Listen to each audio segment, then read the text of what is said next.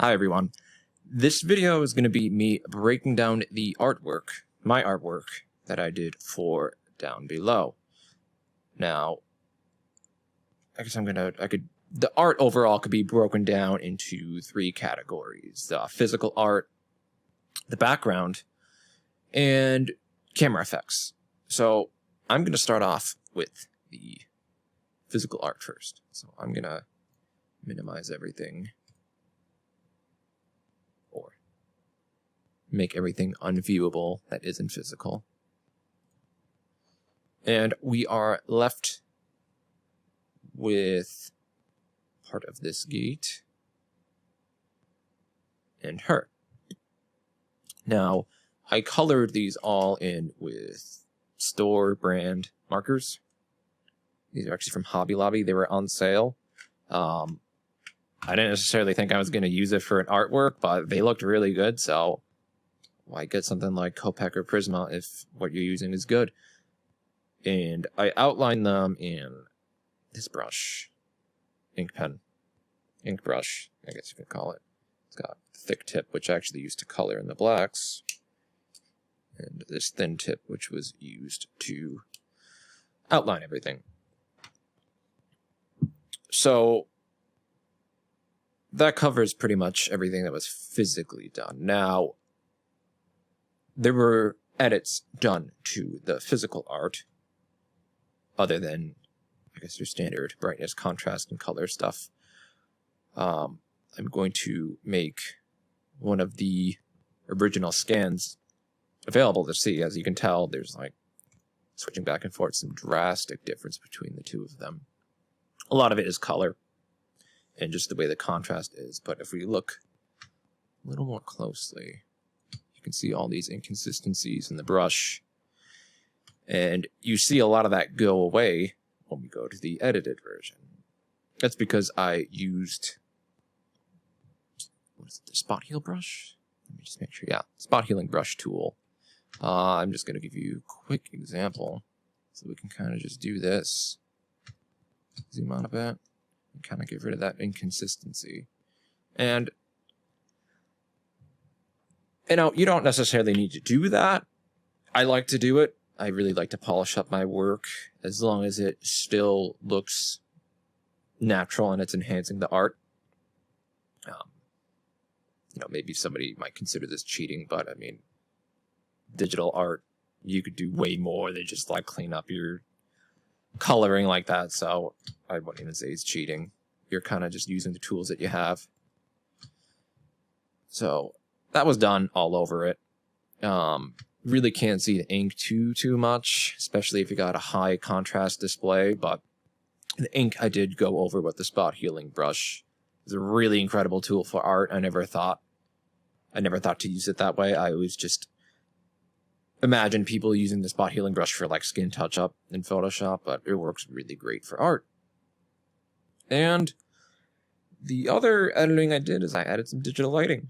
So let's go back to this unedited image, flicker back and forth. You can see right there, there's some lighting. Nope, didn't want to click that. So we got lighting on there, and we're going to stay on this image, and we're going to filter, render, lighting effects.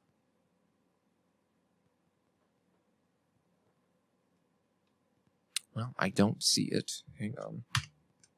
Oh, it's all the way up there. Let me back out of here. Let's do that again. Lighting effects. Here we go. Really irritating. I don't know why you can't zoom in when you do this, but so I don't know how well you can see that, but this is the lighting effect in Adobe Photoshop, and that's what I used for up here. So I'm going to do that. We're going to mess with the intensity, and you can see how I added that lighting. So, crash course on how I added lighting, or added some additional highlights, whatever you want to call it. That is my way of further enhancing the art. I also did it on this as well, the gate. Check it out right here. Added some lighting there. Also just a smidge up here, I did that, and that just really, subtle touches like that is really added to the art. And that covers the physical art, so let's talk about the background. Let me get that viewable. So this was some stock footage that I got a license to use this. And I heavily edited it. So a lot of changes with the contrast. That was, some people will just create a character, a lot of artists online, and then they'll just take a background and add some blur to it. And sometimes that works.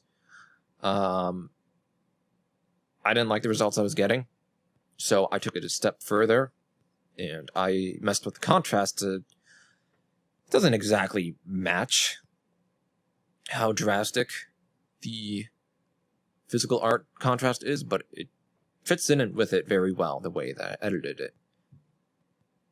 And I'm gonna get rid of these. And you can tell it's not super sharp looking. I added some camera lens blur to it. And that's kind of what gives it the look that it has right now. And blurring it does make it fit with the physical art much better. And yeah, I think the only other thing is the original stock footage was in color. I made it black and white, put in some reds, as you can see right here, and that's kind of what helped give it that look. So, we covered the physical art, covered the background. Last thing really to cover is the camera effects that I added, which I love to do that with my art. So the one that I liked the most was the film grain, and that is pretty subtle. Unless you got it blown up on a big screen, pretty subtle. So we're gonna do that back and forth. And that kind of just helps glue glues everything together, in my opinion, because everything's got that film grain texture on it. And it, from my point of view, it just helps glue and make everything fit together tighter. And with that lens blur in the background, I added some lens dirt on top of everything. In that, and as well, kind of further glued everything together. So this just doesn't look like some random stock footage that I edited. Of course, the editing that I did of the stock footage makes it blend in with the rest of the image as well. But adding that film grain and having this camera lens on top of everything really kind of sandwiched it all together. And it looks really good. I mean, I really impressed myself with this. And that's it with the video effects. And then, you just got the font type text. That's really it. Thank you all for watching this video. Leave a like if you liked it. That does help me out. And I will see you on the next video.